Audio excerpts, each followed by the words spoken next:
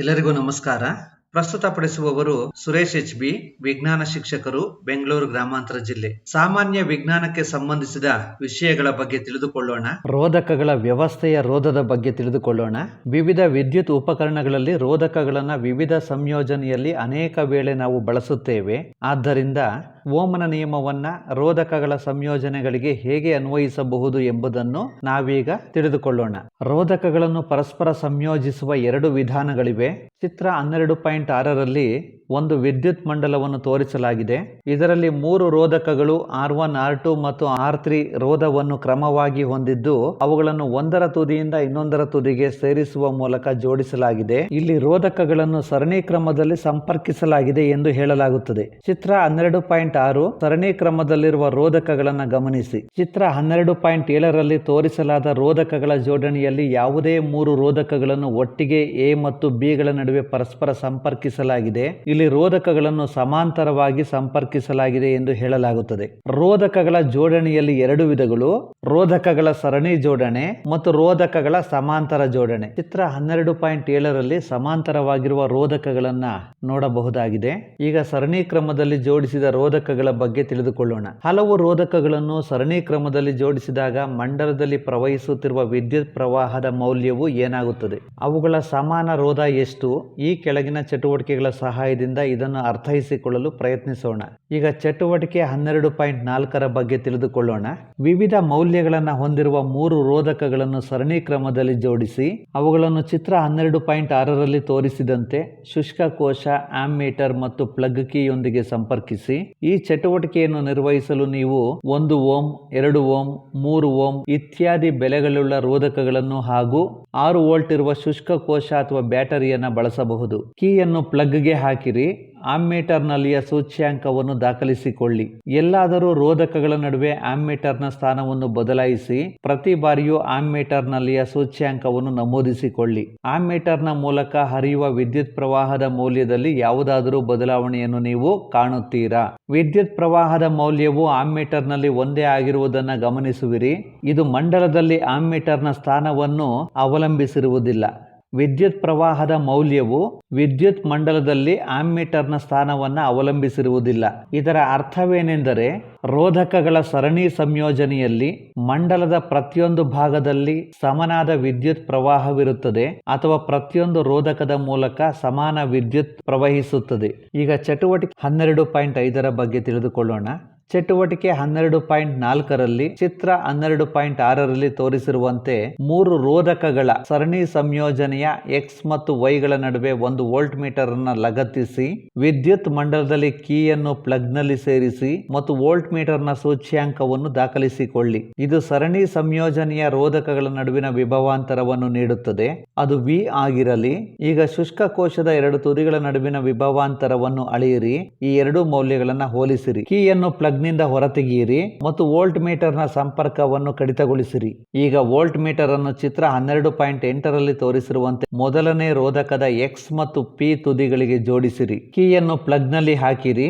ಮೊದಲನೇ ರೋಧಕದ ತುದಿಗಳ ನಡುವಿನ ವಿಭವಾಂತರವನ್ನ ಅಳೆಯಿರಿ. ಇದು V1 ಆಗಿರಲಿ. ಹಾಗೆಯೇ ಇತರೆ 2 ರೋಧಕಗಳ ನಡುವಿನ ವಿಭವಾಂತರವನ್ನ ಪ್ರತ್ಯೇಕವಾಗಿ ಅಳತೆ ಮಾಡಿರಿ. ಇವುಗಳು ಕ್ರಮವಾಗಿ V2 ಮತ್ತು V3 ಆಗಿರಲಿ. V1, V2 ಮತ್ತು V3 ಗಳ ನಡುವಿನ ಸಂಬಂಧವನ್ನ ನಿರೂಪಿಸಿ. ವಿಭವಾಂತರ Vಯು V1, V2 ಮತ್ತು V3 ವಿಭವಾಂತರಗಳ ಮೊತ್ತಕ್ಕೆ ಸಮನಾಗಿರುತ್ತದೆ ಎಂಬುದನ್ನು ಗಮನಿಸುವಿರಿ. ಇದು ಸರಣಿಯಲ್ಲಿನ ರೋಧಕಗಳ ಸರಣಿ ಸಂಯೋಜನೆಯ ವಿಭವಾಂತರವು ವೈಯಕ್ತಿಕ ರೋಧಕಗಳ ವಿಭವಾಂತರಗಳ ಮೊತ್ತಕ್ಕೆ ಸಮನಾಗಿರುತ್ತದೆ. V V1 plus V2 plus V3. ಚಿತ್ರ 12.8ರಲ್ಲಿ ತೋರಿಸಿರುವ ವಿದ್ಯುತ್ ಮಂಡಲದಲ್ಲಿ ವಿದ್ಯುತ್ ಪ್ರವಾಹ I ಆಗಿರಲಿ. ಪ್ರತಿಯೊಂದು ರೋಧಕದ ಮೂಲಕ ಪ್ರವಹಿಸುವ ವಿದ್ಯುತ್ ಪ್ರವಾಹ ಕೂಡ I ಆಗಿದೆ. ಸರಣಿಯಲ್ಲಿ ಜೋಡಿಸಿದ 3 ರೋಧಕಗಳನ್ನ ಒಂದು ಸಮಾನ ರೋಧಕ R ಆಗಿ ಬದಲಾಯಿಸಲು ಸಾಧ್ಯವಿದೆ. ಆದ್ದರಿಂದ ಅವುಗಳ ನಡುವಿನ ವಿಭವಾಂತರ V ಮತ್ತು ಮಂಡಲದಲ್ಲಿ ಪ್ರವಹಿಸುವ ವಿದ್ಯುತ್ ಪ್ರವಾಹ I ಹಾಗೆಯೇ ಇದೆ. ಸಂಪೂರ್ಣ ಮಂಡಲಕ್ಕೆ ಓಮ್ನ ನಿಯಮವನ್ನು ಅನ್ವಯಿಸಿದಾಗ V IR ಆಗುತ್ತದೆ. 3 ರೋಧಕಗಳಿಗೆ ಓಮ್ನ ನಿಯಮಗಳನ್ನು ಪ್ರತ್ಯೇಕವಾಗಿ ಅನ್ವಯಿಸುವುದರಿಂದ ನಮಗೆ V1 IR1, V2 IR2, V3 IR3 ದೊರೆಯುತ್ತದೆ. ಸಮೀಕರಣದಿಂದ IR IR1 plus IR2 plus IR3 ಎಂದು ಬರೆದುಕೊಳ್ಳಬಹುದು. ಅಥವಾ RS R1 plus R2 plus R3 ಎಂದು ಬರೆದುಕೊಳ್ಳಬಹುದು. ಇದು ರೋಧಕಗಳ ಸರಣಿ ಜೋಡಣೆಯ ಸೂತ್ರವಾಗಿದೆ. RS R1 plus R2 plus R3 plus dash dash dash RN. ಬಹಳಷ್ಟು ರೋಧಕಗಳನ್ನು ಸರಣಿಯಲ್ಲಿ ಜೋಡಿಸಿದಾಗ ಸಂಯೋಜನೆಯ ರೋಧಕವು RS ವೈಯಕ್ತಿಕ ರೋಧಕಗಳಾದ R1 R2 R3ಗಳ ಮೊತ್ತಕ್ಕೆ ಸಮನಾಗಿರುತ್ತದೆ ಮತ್ತು ಯಾವುದೇ ಒಂದು ರೋಧಕ್ಕಿಂತ ಹೆಚ್ಚಾಗಿರುತ್ತದೆ ಎಂದು ನಾವು ತೀರ್ಮಾನಿಸಬಹುದು. ಈಗ ಉದಾಹರಣೆ 12.7 ಬಗ್ಗೆ ತಿಳಿದುಕೊಳ್ಳೋಣ. 20 ಓಮ್ ರೋಧ ಹೊಂದಿರುವ ಒಂದು ವಿದ್ಯುತ್ ದೀಪ ಮತ್ತು 4 ಓಮ್ ರೋಧವನ್ನು ಹೊಂದಿರುವ ವಾಹಕವನ್ನು 6 ವೋಲ್ಟ್ ನ ಶುಷ್ಕ ಕೋಶಕ್ಕೆ ಜೋಡಿಸಿದೆ. ಚಿತ್ರ 12.9 ನೋಡಬಹುದು. ಎ ಮಂಡಲದ ಒಟ್ಟು ರೋಧ, ಬಿ ಪ್ರಶ್ನೆ ಎ ಮಂಡಲದ ಒಟ್ಟು ರೋಧ, ಪ್ರಶ್ನೆ ಬಿ ಮಂಡಲದಲ್ಲಿ ಪ್ರವಹಿಸುತ್ತಿರುವ ವಿದ್ಯುತ್ ಪ್ರವಾಹ ಮತ್ತು ಪ್ರಶ್ನೆ ಸಿ ವಿದ್ಯುತ್ ದೀಪ ಹಾಗೂ ವಾಹಕದ ತಂತಿಗಳ ನಡುವಿನ ವಿಭವಾಂತರವನ್ನು ಕಂಡುಹಿಡಿಯಿರಿ. ಲೆಕ್ಕವನ್ನು ಬಿಡಿಸೋಣ. ಚಿತ್ರ 12.9 4 ಓಮ್ ರೋಧಕ, 6 ವೋಲ್ಟ್ ಬ್ಯಾಟರಿ ಮತ್ತು ವಿದ್ಯುತ್ ದೀಪಗಳ ಸರಣಿ ಜೋಡಣೆಯನ್ನ ಗಮನಿಸಬಹುದು. ಪರಿಹಾರ: ವಿದ್ಯುತ್ ದೀಪದ ರೋಧ R1 20 ಓಮ್, ಸರಣಿಯಲ್ಲಿ ಜೋಡಿಸಿದ ಚಾಲಕದ ರೋಧ R2 4 ಓಮ್, ಮಂಡಲದಲ್ಲಿನ ಒಟ್ಟು ರೋಧ RS R1 plus R2, RS 20 ohm plus 4 ohm, RS 24 ohm. ಶುಷ್ಕ ಕೋಶದ ಎರಡು ತುದಿಗಳ ನಡುವಿನ ವಿಭವಾಂತರ V 6 ವೋಲ್ಟ್. ಈಗ ಓಮ್ನ ನಿಯಮದಂತೆ ಮಂಡಲದಲ್ಲಿ ಪ್ರವಹಿಸುತ್ತಿರುವ ಒಟ್ಟು ವಿದ್ಯುತ್ ಪ್ರವಾಹ I V/RS 6 volt over 24 ohm. I 0.25 ampere. ಓಮ್ನ ನಿಯಮವನ್ನು ಪ್ರತ್ಯೇಕವಾಗಿ ವಿದ್ಯುತ್ ದೀಪ ಮತ್ತು ವಾಹಕಗಳಿಗೆ ಅನ್ವಯಿಸಿದಾಗ ನಮಗೆ ವಿದ್ಯುತ್ ದೀಪದ ತುದಿಗಳ ನಡುವಿನ ವಿಭವಾಂತರ ದೊರೆಯುತ್ತದೆ. V1 20 ohm into 0.25 ampere. V1 5 volt. ಮತ್ತು ವಾಹಕದ ತುದಿಗಳ ನಡುವಿನ ವಿಭವಾಂತರ V2 4 ohm into 0.25 ampere. V2 4 ohm into 0.25 ampere. V2 1 volt. ಒಂದು ವೇಳೆ ನಾವು ಸರಣಿ ಜೋಡಣೆಯಲ್ಲಿರುವ ವಿದ್ಯುತ್ ದೀಪ ಮತ್ತು ವಾಹಕಗಳನ್ನು ಒಂದು ಸಮಾನ ರೋಧಕದಿಂದ ಬದಲಾಯಿಸಿದಾಗ ಅದರ ರೋಧವು ಎಷ್ಟೆಂದರೆ ಶುಷ್ಕ ಕೋಶಗಳ ತುದಿಗಳ ನಡುವಿನ ವಿಭವಾಂತರ 6 ವೋಲ್ಟ್ ಮಂಡಲದಲ್ಲಿ 0.25 ಆಂಪಿಯರ್ ವಿದ್ಯುತ್ ಪ್ರವಾಹವನ್ನು ಉಂಟು ಮಾಡಬೇಕು. ಅಂತಹ ಸಮಾನ ರೋಧಕ R ನ ರೋಧವು R V/I. R 6 volt over 0.25 ampere. R 24 ohm. ಇದು ಸರಣೀಕ್ರಮ ಮಂಡಲದ ಒಟ್ಟು ರೋಧ. ಇದು ಮಂಡಲದಲ್ಲಿರುವ ಎರಡು ರೋಧಕಗಳ ರೋಧದ ಒಟ್ಟು ಮೊತ್ತ. ಈಗ ಪರಿಕಲ್ಪನೆಯ ಪ್ರಶ್ನೆಗಳಿಗೆ ಉತ್ತರಿಸೋಣ. ಪ್ರಶ್ನೆ ಸಂಖ್ಯೆ 1. 2 ವೋಲ್ಟ್ನ 3 ಶುಷ್ಕ ಕೋಶಗಳು, ಒಂದು ರೋಧಕ 5 ಓಮ್, ಒಂದು ರೋಧಕ 8 ಓಮ್, ಒಂದು ರೋಧಕ 12 ಓಮ್ ಮತ್ತು ಪ್ಲಗ್ ಕೀ ಇವುಗಳನ್ನು ಸರಣಿ ಕ್ರಮದಲ್ಲಿ ಸಂಯೋಜಿಸಿ ವಿದ್ಯುತ್ ಮಂಡಲದ ರೇಖಾಚಿತ್ರವನ್ನು ರಚಿಸಿ ಅಭ್ಯಾಸ ಮಾಡಿ. ಪ್ರಶ್ನೆ ಸಂಖ್ಯೆ 2. ಪ್ರಶ್ನೆ 1ರಲ್ಲಿಯ ಮಂಡಲದ ರೇಖಾಚಿತ್ರವನ್ನು ಮತ್ತೊಮ್ಮೆ ರಚಿಸಿರಿ. ರೋಧಕದಲ್ಲಿ ಪ್ರವಹಿಸುತ್ತಿರುವ ವಿದ್ಯುತ್ ಪ್ರವಾಹವನ್ನು ಅಳೆಯಲು ಆಮ್ಮೀಟರ್ ಅನ್ನು ಮತ್ತು 12 ಓಮ್ನ ರೋಧಕದ ತುದಿಗಳ ನಡುವಿನ ವಿಭವಾಂತರವನ್ನು ಅಳೆಯಲು ವೋಲ್ಟ್ ಮೀಟರ್ ಅನ್ನು ಜೋಡಿಸಿರಿ. ಆಮ್ಮೀಟರ್ ಮತ್ತು ವೋಲ್ಟ್ ಮೀಟರ್ ನಲ್ಲಿಯ ಸೂಚ್ಯಾಂಕ ಎಷ್ಟಿರಬಹುದು? ವಿದ್ಯುತ್ ಮಂಡಲವನ್ನು ರಚಿಸಿ ಲೆಕ್ಕಿಸಿ. ಈಗ ಸಮಾಂತರವಾಗಿ ಜೋಡಿಸಿರುವ ರೋಧಕಗಳ ಬಗ್ಗೆ ತಿಳಿದುಕೊಳ್ಳೋಣ. ಚಿತ್ರ 12.7ರಲ್ಲಿ ತೋರಿಸಿರುವಂತೆ ವಿದ್ಯುತ್ ಕೋಶ ಅಥವಾ ಬ್ಯಾಟರಿಗಳ ಸಂಯೋಜನೆಯೊಂದಿಗೆ ಸಮಾಂತರವಾಗಿ ಜೋಡಿಸಲಾದ 3 ರೋಧಕಗಳ ವ್ಯವಸ್ಥೆಯನ್ನ ಪರಿಗಣಿಸೋಣ. ಚಟುವಟಿಕೆ 12.6. 3 ರೋಧಕಗಳ ರೋಧ ಕ್ರಮವಾಗಿ R1, R2 ಮತ್ತು R3ಗಳನ್ನು XY ನಲ್ಲಿ ಸಮಾಂತರವಾಗಿ ಸಂಯೋಜಿಸಿ. ಚಿತ್ರ 12.10ರಲ್ಲಿ ತೋರಿಸಿರುವಂತೆ ಶುಷ್ಕ ಕೋಶ, ಪ್ಲಗ್ ಕೀ ಮತ್ತು ಆಮ್ಮೀಟರ್ ಗಳನ್ನು ಸಂಪರ್ಕಿಸಿ ಹಾಗೂ ವೋಲ್ಟ್ ಮೀಟರ್ ಅನ್ನು ರೋಧಕಗಳ ಸಂಯೋಜನೆಗೆ ಸಮಾಂತರವಾಗಿರುವಂತೆ ಜೋಡಿಸಿ. ಪ್ಲಗ್ ಕೀನಲ್ಲಿ ಕೀಯನ್ನು ಹಾಕಿ ಆಮ್ಮೀಟರ್ನ ಸೂಚ್ಯಾಂಕವನ್ನು ನಮೂದಿಸಿಕೊಳ್ಳಿ. ವಿದ್ಯುತ್ ಪ್ರವಾಹ I ಆಗಿರಲಿ ಹಾಗೂ ವೋಲ್ಟ್ ಮೀಟರ್ ನಲ್ಲಿ ಅಳತೆಯನ್ನ ಬರೆದುಕೊಳ್ಳಿ. ಇದು ಸಂಯೋಜನೆಯ ನಡುವಿನ ವಿಭವಾಂತರ V ಯನ್ನು ನೀಡುತ್ತದೆ. ಪ್ರತಿಯೊಂದು ರೋಧಕಗಳ ನಡುವಿನ ವಿಭವಾಂತರವು V ಆಗಿದೆ. ಇದನ್ನು ಪ್ರತಿಯೊಂದು ರೋಧಕಗಳ ತುದಿಗಳಿಗೆ ವೋಲ್ಟ್ ಮೀಟರ್ ಅನ್ನು ಜೋಡಿಸುವುದರ ಮೂಲಕ ಪರೀಕ್ಷಿಸಬಹುದು. ಕೀಯನ್ನು ಪ್ಲಗ್ ನಿಂದ ಹೊರಗೆ ತೆಗೆಯಿರಿ. ಆಮ್ಮೀಟರ್ ಮತ್ತು ವೋಲ್ಟ್ ಮೀಟರ್ ಗಳನ್ನು ಮಂಡಲದಿಂದ ಹೊರಗೆ ತೆಗೆಯಿರಿ. ಚಿತ್ರ 12.11ರಲ್ಲಿ ತೋರಿಸಿದಂತೆ ಆಮ್ಮೀಟರ್ ಅನ್ನು ರೋಧಕ R1 ದೊಂದಿಗೆ ಸರಣಿಯಲ್ಲಿ ಜೋಡಿಸಿ ಆಮ್ಮೀಟರ್ ನ ಅಳತೆ I ನಮೂದಿಸಿಕೊಳ್ಳಿ. ಇದೇ ರೀತಿ R2 ಮತ್ತು R3 ಗಳ ಮೂಲಕ ಪ್ರವಹಿಸುತ್ತಿರುವ ವಿದ್ಯುತ್ ಪ್ರವಾಹವನ್ನು ಅಳೆಯಿರಿ. ಇವುಗಳು ಕ್ರಮವಾಗಿ I2 ಮತ್ತು I3 ಆಗಿರಲಿ. I1, I2 ಮತ್ತು I3 ಗಳ ನಡುವಿನ ಸಂಬಂಧವೇನು? ಒಟ್ಟು ವಿದ್ಯುತ್ ಪ್ರವಾಹ I ಯು ಸಂಯೋಜನೆಯ ಪ್ರತಿಯೊಂದು ವಿಭಾಗದ ಮೂಲಕ ಪ್ರತ್ಯೇಕವಾಗಿ ಪ್ರವಹಿಸುತ್ತಿರುವ ವಿದ್ಯುತ್ ಪ್ರವಾಹಗಳ ಮೊತ್ತಕ್ಕೆ ಸಮನಾಗಿರುತ್ತದೆ ಎಂಬುದನ್ನ ಗಮನಿಸಲಾಗಿದೆ. I is equal to I1 plus I2 plus I3. ಸಮಾಂತರ ಜೋಡಣೆಯಲ್ಲಿರುವ ರೋಧಕಗಳ ಸಮನಾದ ರೋಧವು Rp ಆಗಿರಲಿ. ರೋಧಕಗಳ ಸಮಾಂತರ ಸಂಯೋಜನೆಗೆ ಓಮ್ನ ನಿಯಮವನ್ನ ಅನ್ವಯಿಸೋದ್ರಿಂದ I is equal to V by Rp ಆಗುತ್ತದೆ. ಓಮ್ನ ನಿಯಮವನ್ನು ಪ್ರತಿಯೊಂದು ರೋಧಕ್ಕೂ ಪ್ರತ್ಯೇಕವಾಗಿ ಅನ್ವಯಿಸಿದಾಗ I1 is equal to V by R1 ಆಗುತ್ತದೆ. I2 is equal to V by R2 ಆಗುತ್ತದೆ ಮತ್ತು I3 is equal to V by R3 ಆಗುತ್ತದೆ. V by Rp is equal to V by R1 plus V by R2 plus V by R3 ಎಂದು ಸಮೀಕರಣದಲ್ಲಿ ಬರೆದುಕೊಳ್ಳಬಹುದು. ಅಥವಾ 1 by Rp is equal to 1 by R1 plus 1 by R2 plus 1 by R3 ಎಂದು ಬರೆದುಕೊಳ್ಳಬಹುದು. ಇದು ರೋಧಕಗಳ ಸಮಾಂತರ ಜೋಡಣೆಯ ಸೂತ್ರವಾಗಿದೆ. ರೋಧಕಗಳ ಸಮಾಂತರ ಜೋಡಣೆಯ ಸೂತ್ರ 1 by Rp is equal to 1 by R1 plus 1 by R2 plus 1 by R3 plus dash dash dash 1 by Rn. ಹೀಗಾಗಿ ನಾವು ತೀರ್ಮಾನಿಸುವುದೇನೆಂದರೆ ಸಮಾಂತರವಾಗಿ ಜೋಡಿಸಲಾದ ರೋಧಕಗಳ ಸಮೂಹದ ಸಮಾನ ರೋಧದ ಹೃತ್ಕ್ರಮವು ಪ್ರತಿಯೊಂದು ರೋಧಕಗಳ ರೋಧದ ಹೃತ್ಕ್ರಮಗಳ ಮೊತ್ತಕ್ಕೆ ಸಮನಾಗಿರುತ್ತದೆ. ಈಗ ಉದಾಹರಣೆ 12.8 ಲೆಕ್ಕವನ್ನು ಬಿಡಿಸೋಣ. ಚಿತ್ರ 12.10 ರಲ್ಲಿ ನೀಡಲಾದ ಮಂಡಲ ರೇಖಾಚಿತ್ರದಲ್ಲಿ ರೋಧಕಗಳಾದ R1, R2 ಮತ್ತು R3 ಗಳ ಬೆಲೆಗಳು ಕ್ರಮವಾಗಿ 5 ಓಮ್, 10 ಓಮ್, 30 ಓಮ್ಗಳಾಗಿದ್ದು ಅವುಗಳನ್ನು 12 ವೋಲ್ಟ್ ವಿಭವಾಂತರವಿರುವ ಒಂದು ಶುಷ್ಕ ಕೋಶಕ್ಕೆ ಜೋಡಿಸಿದೆ. ಹಾಗಾದರೆ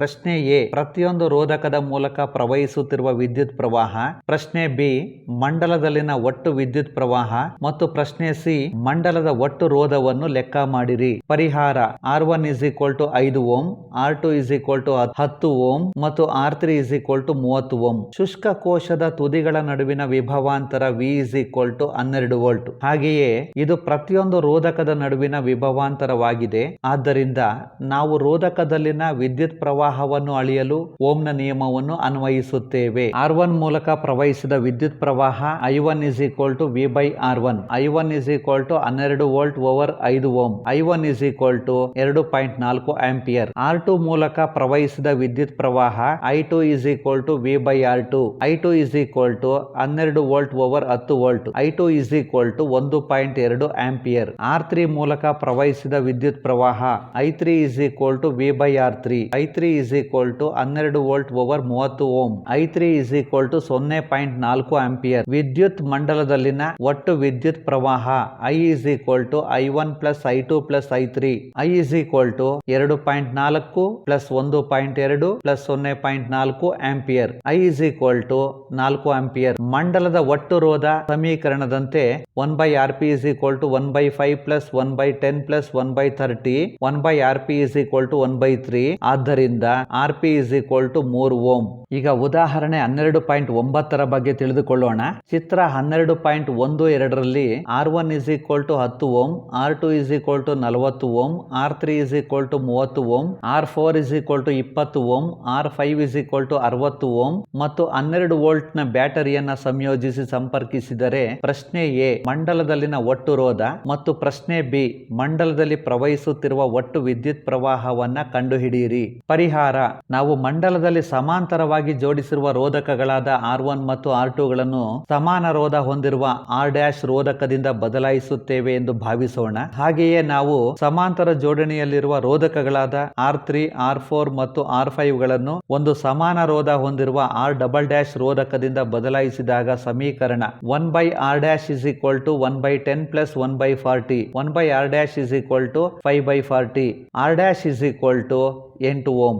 ಇದೇ ರೀತಿ 1 by R" is equal to 1 by 30 plus 1 by 20 plus 1 by 60. 1 by R" is equal to 6 by 60. R" is equal to 10 ohm. ಆದ್ದರಿಂದ ಒಟ್ಟು ರೋಧವು R is equal to R' plus R". R is equal to 18 ohm. ವಿದ್ಯುತ್ ಪ್ರವಾಹವನ್ನು ಲೆಕ್ಕಾಚಾರ ಮಾಡಲು ನಾವು ಓಮ್ನ ನಿಯಮವನ್ನು ಬಳಸುತ್ತೇವೆ. I is equal to V by R. I is equal to 12 volt over 18 ohm. I I=0.67 ampere. ಚಿತ್ರ 12.12 ಸರಣಿ ಕ್ರಮ ಮತ್ತು ಸಮಾಂತರ ಕ್ರಮದಲ್ಲಿರುವ ರೋಧಕಗಳ ಸಂಯೋಜನೆಯನ್ನು ತೋರಿಸುವ ವಿದ್ಯುತ್ ಮಂಡಲ. ನಾವು ಸರಣಿ ಕ್ರಮದ ಜೋಡಿಸಿದ ಮಂಡಲದಲ್ಲಿ ವಿದ್ಯುತ್ ಪ್ರವಾಹವು ವಿದ್ಯುತ್ ಮಂಡಲದ ಎಲ್ಲಾ ಭಾಗಗಳಲ್ಲಿಯೂ ಸ್ಥಿರವಾಗಿರುವುದನ್ನು ನೋಡಿದ್ದೇವೆ. ಹೀಗಾಗಿ ಒಂದು ವಿದ್ಯುತ್ ಬಲ್ಬ್ ಮತ್ತು ಒಂದು ವಿದ್ಯುತ್ ಹೀಟರ್ ಅನ್ನು ಸರಣಿ ಕ್ರಮದಲ್ಲಿ ಜೋಡಿಸುವುದು ಸ್ಪಷ್ಟವಾಗಿ ಅಪ್ರಾಯೋಗಿಕವಾಗಿದೆ, ಏಕೆಂದರೆ ಅವುಗಳು ಸರಿಯಾಗಿ ಕಾರ್ಯನಿರ್ವಹಿಸಲು ವ್ಯಾಪಕವಾಗಿ ವಿಭಿನ್ನ ಮೌಲ್ಯಗಳ ವಿದ್ಯುತ್ ಪ್ರವಾಹದ ಅಗತ್ಯವಿದೆ. ಸರಣಿ ಕ್ರಮದಲ್ಲಿ ಜೋಡಿಸಿದ ಮಂಡಲದ ಮತ್ತೊಂದು ದೊಡ್ಡ ಅನಾನುಕೂಲವೆಂದರೆ ಅದರಲ್ಲಿನ ಯಾವುದಾದರೂ ಒಂದು ಘಟಕ ವಿಫಲವಾದರೆ ಮಂಡಲವು ಮುರಿದು ಹೋಗುತ್ತದೆ ಮತ್ತು ಉಳಿದ ಯಾವುದೇ ಘಟಕಗಳು ಕಾರ್ಯನಿರ್ವಹಿಸುವುದಿಲ್ಲ. ಸಮಾಂತರ ಮಂಡಲವು ವಿದ್ಯುತ್ ಉಪಕರಣಗಳ ಮೂಲಕ ವಿದ್ಯುತ್ ಪ್ರವಾಹವನ್ನು ವಿಭಜಿಸುತ್ತದೆ. ಸಮಾಂತರ ಮಂಡಲದಲ್ಲಿನ ಒಟ್ಟು ರೋಧವು ಕಡಿಮೆಯಾಗುತ್ತದೆ. ನಿರ್ದಿಷ್ಟವಾಗಿ ಪ್ರತಿಯೊಂದು ವಿದ್ಯುತ್ ಉಪಕರಣವು ವಿಭಿನ್ನ ರೋಧವನ್ನು ಹೊಂದಿರುವಾಗ ಮತ್ತು ಸರಿಯಾಗಿ ಕಾರ್ಯನಿರ್ವಹಿಸಲು ವಿಭಿನ್ನ ವಿದ್ಯುತ್ ಪ್ರವಾಹದ ಅಗತ್ಯವಿರುವ ಸಂದರ್ಭಗಳಲ್ಲಿ ಸಮಾಂತರ ಮಂಡಲ ಸಹಾಯಕವಾಗಿರುತ್ತದೆ. ಈಗ ರೋಧಕಗಳ ಸರಣಿ ಜೋಡಣೆ ಮತ್ತು ರೋಧಕಗಳ ಸಮಾಂತರ ಜೋಡಣೆಗಳ ನಡುವಿನ ವ್ಯತ್ಯಾಸಗಳ ಬಗ್ಗೆ ತಿಳಿದುಕೊಳ್ಳೋಣ.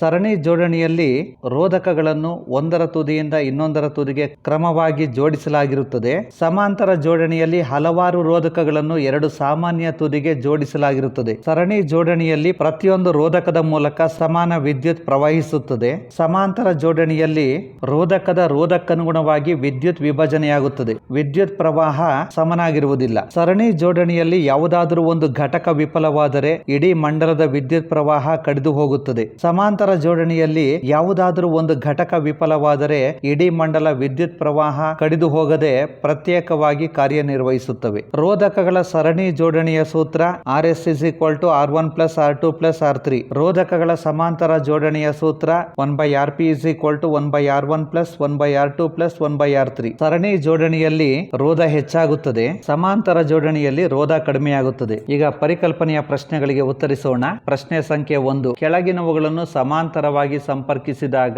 ಸಮಾನ ರೋಧವನ್ನು ನಿರ್ಣಯಿಸಿ. ಪ್ರಶ್ನೆ ಎ 1 ಓಂ ಮತ್ತು 10⁻6 ಓಂ. ಪ್ರಶ್ನೆ ಬಿ 1 ಓಂ ಮತ್ತು 10⁻3 ಓಂ ಹಾಗೂ 10⁻6 ಓಂ. ಇದನ್ನು ಅಭ್ಯಾಸ ಮಾಡಿ. ಪ್ರಶ್ನೆ ಸಂಖ್ಯೆ 2. ಒಂದು ವಿದ್ಯುತ್ ದೀಪದ ರೋಧ 100 ಓಂ, ಒಂದು ಟೋಸ್ಟರ್ನ ರೋಧ 50 ಓಂ ಹಾಗೂ ನೀರಿನ ಫಿಲ್ಟರ್ನ ರೋಧ 500 ಓಂ. ಇವುಗಳನ್ನು 220 ವೋಲ್ಟ್ ಆಕಾರಕ್ಕೆ ಸಮಾಂತರವಾಗಿ ಜೋಡಿಸಲಾಗಿದೆ. ಈ ಮೂರು ಉಪಕರಣಗಳು ಬಳಸುವಷ್ಟೇ ವಿದ್ಯುತ್ ಪ್ರವಾಹವನ್ನು ಬಳಸುವ ಒಂದು ಇಸ್ತ್ರಿ ಪೆಟ್ಟಿಗೆಯನ್ನು ಅದೇ ಆಕಾರಕ್ಕೆ ಜೋಡಿಸಲಾಗಿದೆ. ಈ ಇಸ್ತ್ರಿ ಪೆಟ್ಟಿಗೆಯ ರೋಧ ಮತ್ತು ಅದರ ಮೂಲಕ ಪ್ರವಹಿಸುವ ವಿದ್ಯುತ್ ಪ್ರಮಾಣವೆಷ್ಟು?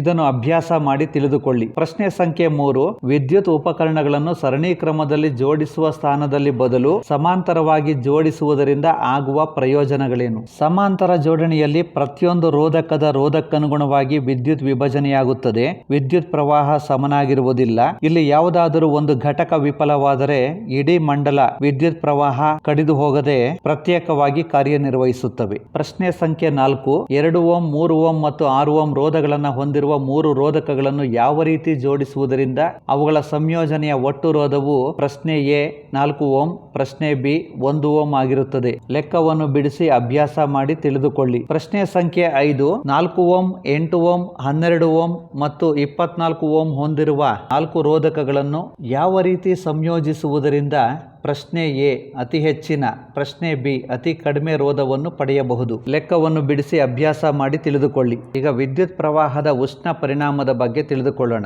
ವಿದ್ಯುತ್ ಶಕ್ತಿಯು ಉಷ್ಣ ಶಕ್ತಿಯಾಗಿ ಬದಲಾಗುವ ಪರಿಣಾಮಕ್ಕೆ ವಿದ್ಯುತ್ ಪ್ರವಾಹದ ಉಷ್ಣ ಪರಿಣಾಮ ಎನ್ನುತ್ತೇವೆ. ವಿದ್ಯುತ್ ಪ್ರವಾಹವನ್ನು ಕಾಪಾಡಿಕೊಳ್ಳಲು ಅದರ ಆಕಾರವು ಶಕ್ತಿಯನ್ನು ವ್ಯಯಿಸುತ್ತಿರಬೇಕು. ಈ ಶಕ್ತಿಯು ಎಲ್ಲಿಗೆ ಹೋಗುತ್ತದೆ? ವಿದ್ಯುತ್ ಪ್ರವಾಹದ ನಿರ್ವಹಣೆಯಲ್ಲಿ ಮೂಲ ಶಕ್ತಿಯ ಒಂದು ಭಾಗವು ಉಪಯುಕ್ತವಾದ ಕೆಲಸಕ್ಕೆ ಬಳಕೆಯಾಗುತ್ತದೆ. ಉಳಿದ ಮೂಲ ಶಕ್ತಿಯು ಸಾಧನದಲ್ಲಿ ತಾಪವನ್ನು ಹೆಚ್ಚಿಸಿ ಉಷ್ಣವನ್ನು ವ್ಯಯಿಸುತ್ತಿರಬಹುದು. ವಿದ್ಯುತ್ ಫ್ಯಾನ್ ಅನ್ನು ನಿರಂತರವಾಗಿ ದೀರ್ಘಕಾಲ ಬಳಸಿದಾಗ ಬಿಸಿಯಾಗುತ್ತದೆ. ಮತ್ತೊಂದೆಡೆ ಮಂಡಲವು ಹೆಚ್ಚು ರೋಧವನ್ನು ಹೊಂದಿದ್ದರೆ, ಅಂದರೆ ರೋಧಕಗಳನ್ನು ಶುಷ್ಕ ಕೋಶದೊಂದಿಗೆ ಸಂಪರ್ಕಿಸಿದಾಗ ಮಾತ್ರ ಆಕಾರದಿಂದ ಶಕ್ತಿಯು ನಿರಂತರವಾಗಿ ಉಷ್ಣದ ರೂಪದಲ್ಲಿ ಸಂಪೂರ್ಣವಾಗಿ ವ್ಯಯವಾಗುತ್ತಿರುತ್ತದೆ. ಈ ವಿದ್ಯಮಾನವನ್ನು ವಿದ್ಯುತ್ ಪ್ರವಾಹದ ಉಷ್ಣೋತ್ಪಾದನಾ ಪರಿಣಾಮ ಎನ್ನುತ್ತೇವೆ. ವಿದ್ಯುತ್ ಪ್ರವಾಹದ ಉಷ್ಣೋತ್ಪಾದನಾ ಪರಿಣಾಮದ ತತ್ವವನ್ನು ಆಧರಿಸಿ ತಯಾರಿಸಿರುವ ಸಾಧನಗಳ ಉಪಕರಣಗಳೆಂದರೆ ವಿದ್ಯುತ್ ಇಸ್ತ್ರಿ ಪೆಟ್ಟಿಗೆ, ವಿದ್ಯುತ್ ಹೀಟರ್ ಇತ್ಯಾದಿ. ಒಂದು ರೋಧಕದ ರೋಧ R ನ ಮೂಲಕ ಪ್ರವಹಿಸುತ್ತಿರುವ ವಿದ್ಯುತ್ ಪ್ರವಾಹವನ್ನು I ಎಂದು ಪರಿಗಣಿಸಿ ರೋಧಕದ ತುದಿಗಳ ನಡುವಿನ ವಿಭವಾಂತರ V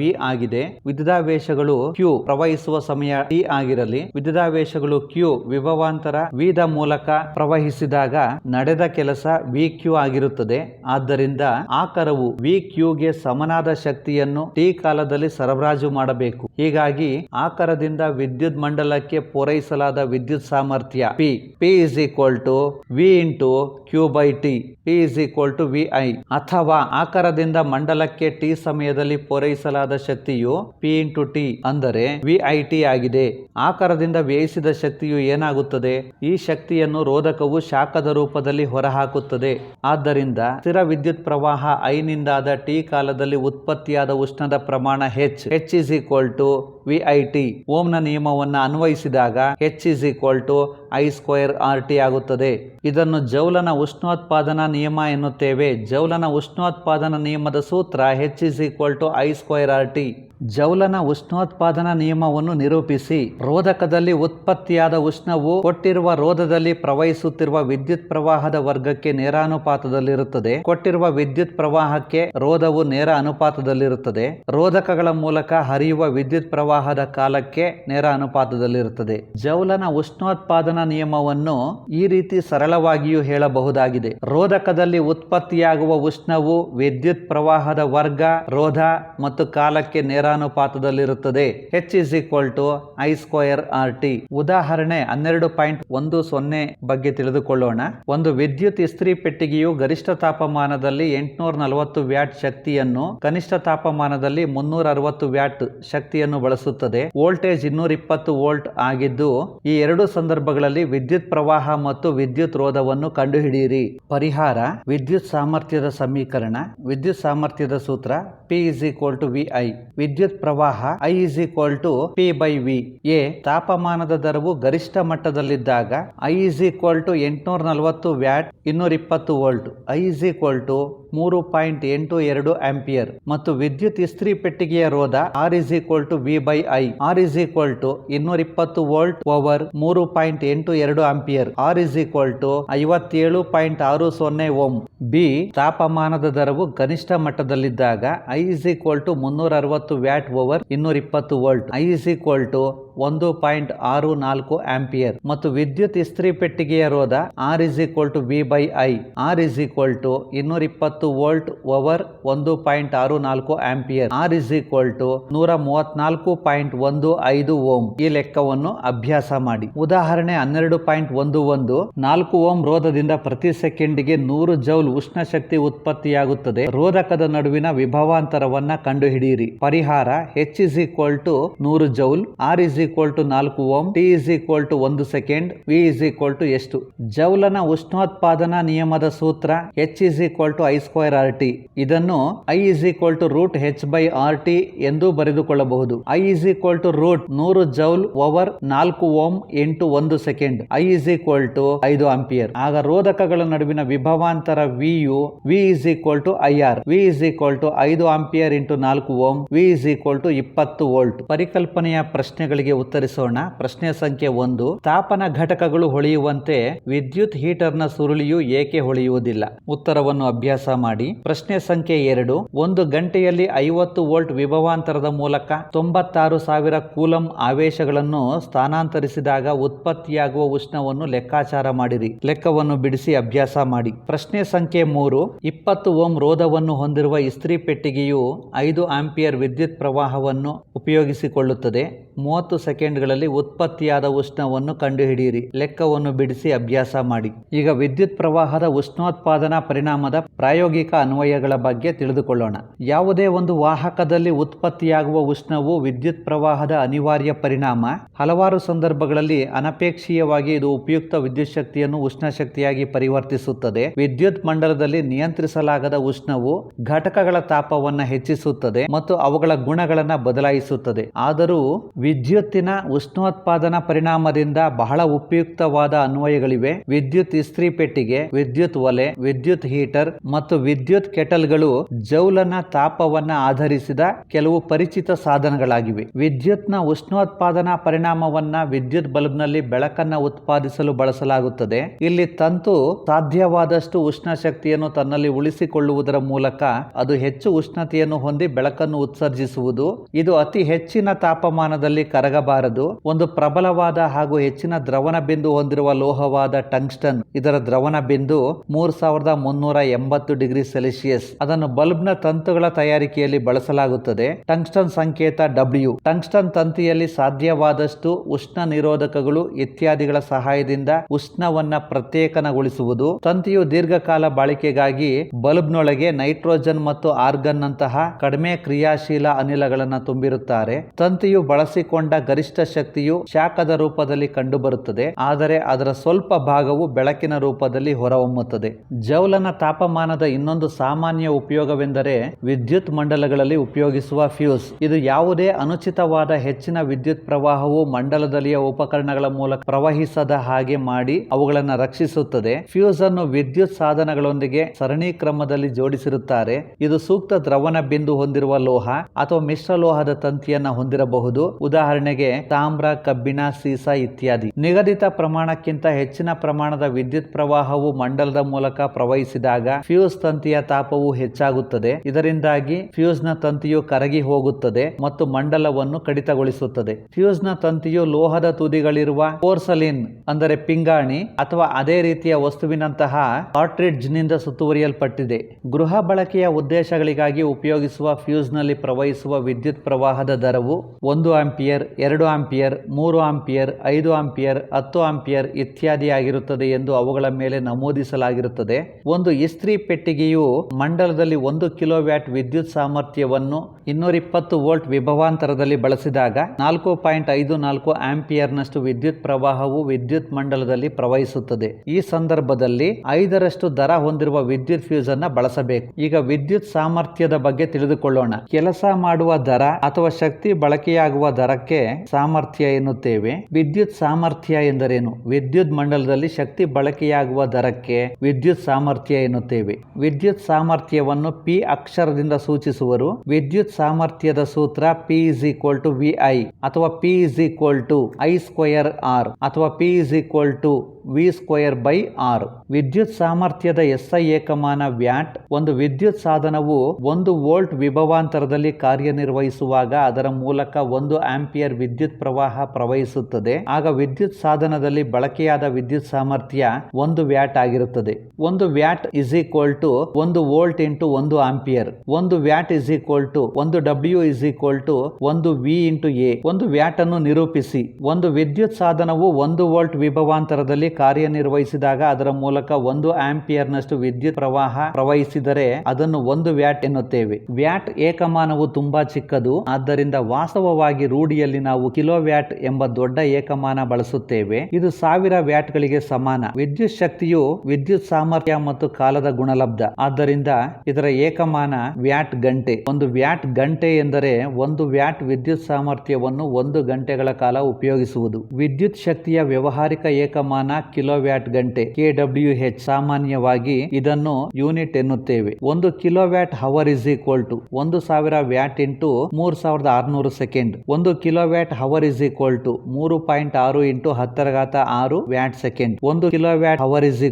3.6 × 10⁻6 ಜೌಲ್. ಉದಾಹರಣೆ 12.12 ಬಗ್ಗೆ ತಿಳಿದುಕೊಳ್ಳೋಣ. 220 ವೋಲ್ಟ್ ಜನರೇಟರ್ಗೆ ಒಂದು ವಿದ್ಯುತ್ ಬಲ್ಬ್ ಅನ್ನು ಸಂಪರ್ಕಿಸಲಾಗಿದೆ. ಆ ಬಲ್ಬ್ ನಲ್ಲಿ 0.5 ಆಂಪಿಯರ್ ವಿದ್ಯುತ್ ಪ್ರವಾಹ ಪ್ರವಹಿಸುತ್ತದೆ. ಆಗ ಬಲ್ಬ್ ನ ಸಾಮರ್ಥ್ಯ ಎಷ್ಟು? ಪರಿಹಾರ: V = 220 ವೋಲ್ಟ್, I = 0.50 ಆಂಪಿಯರ್. ವಿದ್ಯುತ್ ಸಾಮರ್ಥ್ಯದ ಸೂತ್ರ P = VI. P = 220 volt × 0.50 ampere. P = 110 joule per second. P = 110 watt. ಉದಾಹರಣೆ 12.13 ಬಗ್ಗೆ ತಿಳಿದುಕೊಳ್ಳೋಣ. 400 ವ್ಯಾಟ್ ದರದ ರೆಫ್ರಿಜರೇಟರ್ ದಿನಕ್ಕೆ 8 ಗಂಟೆಗಳ ಕಾಲ ಬಳಕೆಯಾಗುತ್ತದೆ. 1 ಕಿಲೋವ್ಯಾಟ್ ಕಿಲೋವ್ಯಾಟ್ ಅವರ್ಗೆ ರೂ. 3ರಂತೆ 30 ದಿನಗಳವರೆಗೆ ಕಾರ್ಯನಿರ್ವಹಿಸುವ ಶಕ್ತಿಯ ಮೌಲ್ಯವೇನು? ಪರಿಹಾರ: 30 ದಿನಗಳಿಗೆ ರೆಫ್ರಿಜರೇಟರ್ ಬಳಸಿದ ಒಟ್ಟು ಶಕ್ತಿ 400 ವ್ಯಾಟ್ ಇಂಟು 8 ಗಂಟೆ ಪರ್ ದಿನ ಇಂಟು 30 ದಿನಗಳು is equal to 96,000 watt hour is equal to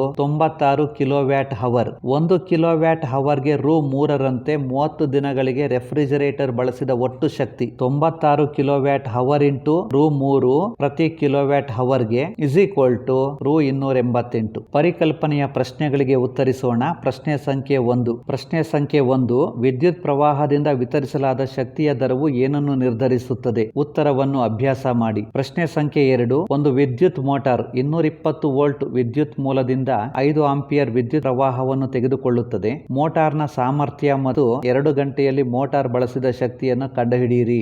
ಲೆಕ್ಕವನ್ನು ಬಿಡಿಸಿ ಅಭ್ಯಾಸ ಮಾಡಿ. ವೀಕ್ಷಿಸಿದ್ದಕ್ಕೆ ಧನ್ಯವಾದಗಳು.